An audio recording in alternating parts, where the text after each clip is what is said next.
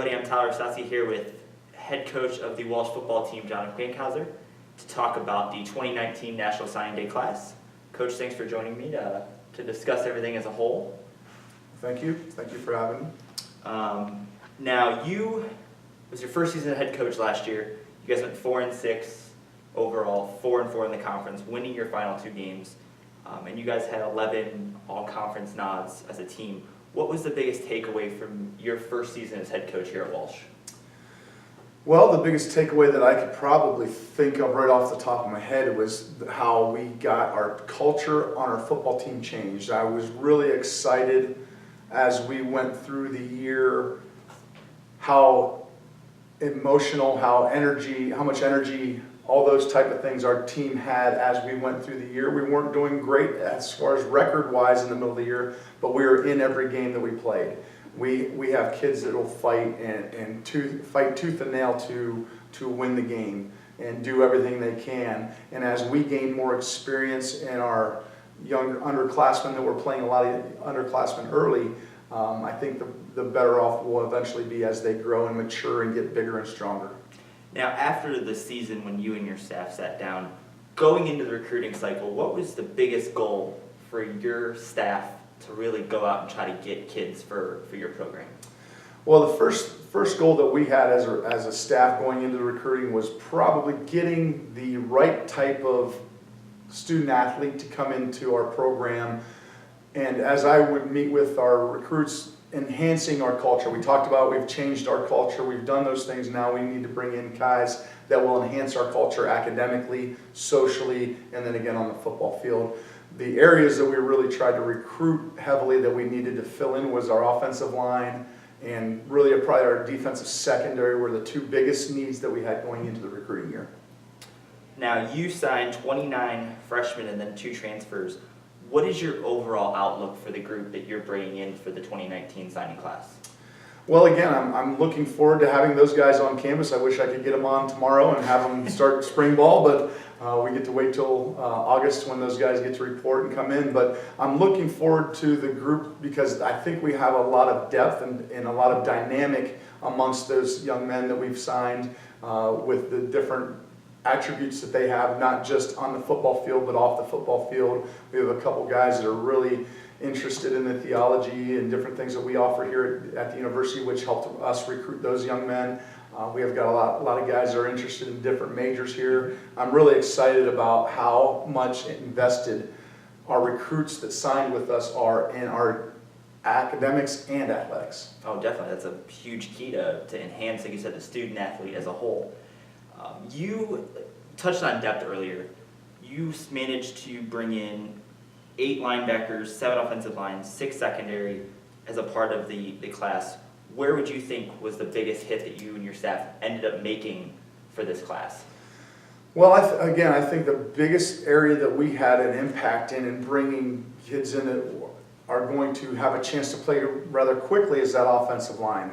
A lot of those guys that we signed on that group have a lot of talent, have a lot of ability, and they're going to get an opportunity because we're not real deep in that area. I think in the secondary, the safety position is another area that those kids are going to have a chance to perform pretty quickly and get an opportunity. Not that anybody else is going to get an opportunity because they're all going to get an opportunity to come in and show us what they can do. And I've never been a big guy on saying, hey, a senior plays over this guy or that guy. The best play. Yeah, we're in the business to absolutely. try to win football games. Now, we're going to go through and we'll just touch base on each position group and then we'll talk about guys as we go. First off, you brought in 1 quarterback and 1 running back to really kind of lead the offense. Tell me a little bit about, I had his name here. Jacob. Yeah, and then the running back you brought in as a transfer, Jacob Bernard. Jacob Bernard. Well, I recruited Jacob from Steubenville High School last year. He ended up going to another school and decided it wasn't the best fit for him and ended up transferring over. So he's a tough, hard-nosed young man that comes from that Steubenville Big Red tradition and has done a great job in his transition as coming in as a transfer so far. Really like Jacob Ryder's athletic ability and the things that he provides for us, and he'll join right into that mix of quarterback in the quarterback room as we go into fall camp. Now you also brought in 4 pieces to help the offense in terms of wide receivers and tight ends. You brought in Bernard Bates from Maple Heights. You brought in Javion Williams from Warrensville Heights, Matt Zaremski from Canfield, and then also a tight end from Sandy Valley. Where do you see those guys helping in terms of the offense going forward? Well, I think that each one of those receivers provides a different style of athleticism. Javion is a tall, lanky young man that can really stretch the field, but he can go up and get that fade ball. He can go do those things. And one of the things I'm really impressed with him that he put on his highlight film was how much blocking he's done and how much pride he takes in his blocking.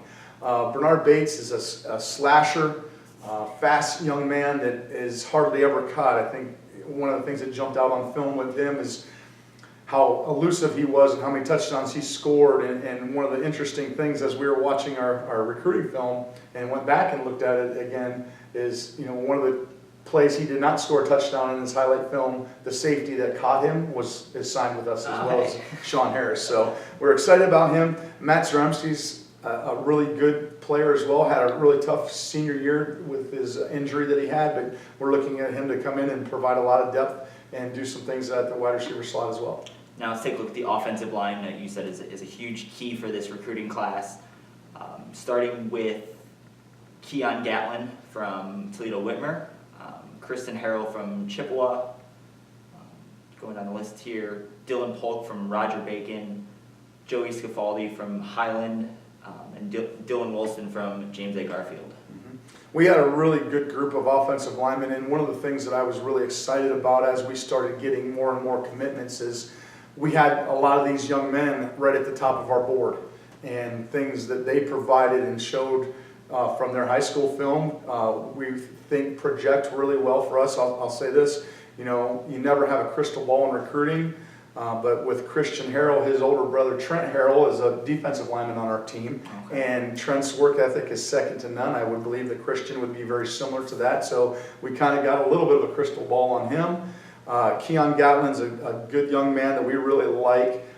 He's a physical run blocker, has the ability to move and pull and do different things like that. We're really excited about him. Dylan Wilson from Garfield is a young man that is a 6'5" kid. It's a little bit lighter, but he's athletic. He can run. He does a great job with getting out on the edge, and we're not really sure where we want to necessarily play him yet, but his time will come. Jaden Baxter from Hoban High School, a perennial winner, young man that we really like. He's got a high motor. He is a physical blocker, and I really like what he does. Jacob Stoll from Catholic Central in Steubenville is a masher type guard that we really like. Dylan Polk from Roger Bacon is a young man that I just see many good things from his high school film, but I can see him projecting into that offensive line and doing really well and fitting into Coach Schreffler's mindset, what he wants from those offensive linemen as we go. And Joey Scafidi, maybe on defense, maybe on offense, we're not sure yet, depending on what he ends up doing. So we have a good group of young men there. Okay, now we're going to switch gears to the defensive side of the ball. 8 linebackers were on your radar. Matt Amison, Kyle Bunneman, Andoni Demetrius, Nick Longerbeam, Tyan Posey, and that's everybody. Nolan Johnson. Oh, Nolan Johnson, yes. Yep. They're definitely a huge key for this class. Yes, as we look at not just the defensive side, I know we're kind of switching to the defensive side, but as you look at your team and the more athletic linebackers you have, the better off you're going to be on defense, but also the better off you're going to be on special teams. So a lot of those guys are going to get some opportunities early on special teams for sure, and that's one of the reasons we really tried to recruit a little bit more length, if you will, and athleticism in those areas of the inside-outside linebacker spots. And we've kind of transitioned from a 4-3 to a 3-4 defense, so we needed a few more linebackers in that area as well. And I'm looking forward to all those guys. Matt Amison's a green product and a local kid that we really like. Kyle Bunneman's a real physical linebacker. Nick Longerbeams was really good friends with another player on our team, and that kind of bridged that gap for us, and we feel really good about where he's at. Nolan Johnson's a long athletic kid from Cleveland Heights that we really like, and he has the ability to maybe go on offense too a little bit as well, but we really like the things that he provides. Now, defensive line, you brought in Keanu Dukes, Keith King Jr., and Owen Poland for the defensive ends, or defensive line, on that side of the ball. Yeah, as we got through recruiting, our coaching staff did a great job of researching, finding these guys, and getting some information and getting as much information to us, but also getting them on campus. We feel really good about Keanu Dukes. He is I call him a laundry sorter as a defensive lineman, because he can just separate from offensive linemen and shed and get off to the play and get off to the ball. I really like what he does. KJ King's a young man that's really been interested in us for a long time. We've been interested in him. I'm really excited that it worked out for us, because he's a long, athletic defensive end that does a lot of good things as well. Owen Poland is a little bit more, if I would say a project, I'd probably be hurting him, but I'd say he's a little bit more of a project because he was a quarterback for most of his high school career and moved to the defensive end side. He's a big, long kid that has athleticism that is just growing and growing and growing every day, that I saw as I watched from the game 1 of his high school to game 10 and 11, and for him, it was good. He's also a long snapper, so he provides some depth in that area as well. And Tyon Posey is kind of an outside linebacker, but he's going to be kind of one of those hybrid defensive end outside linebacker kids that from the Ginn Academy that we really like as well. Now, you touched on the secondary earlier. You brought in Stephen Barr, Marcus Finkley, Jashawn Harris, and Ryan Price to help in the secondary in terms of safeties. Yeah, that's one of the things as Coach Johnson, as a defense coordinator, was addressing needs early. Coach Treff had the offensive line, was a big need. Coach Johnson signified that, hey, the secondary is a big defensive need for us as well, and trying to make sure that we got quality kids in those areas and try to fill our depth up a little bit. We have a really good group of guys coming back next year, but these young guys are going to come in and get an opportunity, and I really like Ryan Price. He's as solid of a young man as we have. He's going to fit in really well. Sean Harris, he goes by Deshaun, but he goes by Sean from Cleveland Heights, is the young man that's got a ton of speed. He's a long, athletic young man who can get off the hash. That's what we really liked about watching his film and the things that he does. And then Javon Colston is a young man from Ginn Academy as well that is a little bit lankier, but he is a physical, tough kid that we really like the things he does. Marcus Finkley is kind of a late addition for us because of not being able to visit, but we got him in, and I really like his athleticism. He's a fast young man. He can get downhill and do the things that we like to do from that boundary safety spot. And then Stephen Barr is a kid that's been a staple at his high school at Columbiana Crestview, and really like the things that he does, and we're excited to have that group. Now, the second part of the secondary, the cornerbacks, Tyree Boyles and Antoine Holloway. Yeah, Antoine Holloway. Two quality high school programs that'll be coming here to play for you and the Cavaliers. Yeah, Antoine Holloway's a really athletic young man, and his personality is booming. I really like what he does. He's been at Maple Heights and done a great job there in the leadership stuff that he's done, talking with their head coach. I really like his athleticism, his speed, and those things. But it'll be neat to watch him and Tyree Broyles from Massillon race each other just on the side, just to see who wins that battle, because Tyree is flat out fast. And one of the things I saw him play live in high school, I saw him play on film. A lot of things I really like what he does, and really a lot of things that we went out and tried to recruit were young men from winning programs, and Massillon's been a winning program, Holben's been a winning program, the Ginn Academy's been a winning program. Yes. We've gotten a lot of guys from those places, and those other places are winners too, but we really try to focus on getting kids from traditionally strong winning programs. And to close out the group, special teams, you brought in Chucky Hanchett as the punter / kicker. Going forward, what would you see from him to bring him into the Walsh culture? Well, I really like Chucky from Woodland Hills in Pennsylvania, and he's got a live leg that he's working on getting some of those things. We may end up specifically saying, hey, you're a kicker, or hey, you're a punter, depending on what he ends up doing the best. But He provides depth in that standpoint, but also I get an opportunity to get it, be able to kick for us as well. So I think he's got some really good potential. Now, this coming season, the 25th anniversary of the program, what is the mindset from last year's team mixed with this recruiting class going forward to the 2019 season? Well, I think that the number one mindset that we have going into next year is trying to focus on how can we build ourselves better. As I mentioned before, last year we were in a lot of games.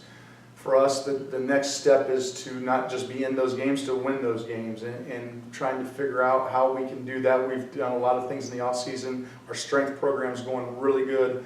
I really like what we've done there with Coach Dundee, bringing him in and getting us started with that side of it. I've challenged our kids with breaking the chain of things that have held us back in the past, not just physically, but inside our own minds, and breaking those chains that hold us back, and then strengthening our links between the groups that we have and camaraderie and those type of things, and strengthening our group as positively as we can to help get us over the proverbial hump and win more games than lose.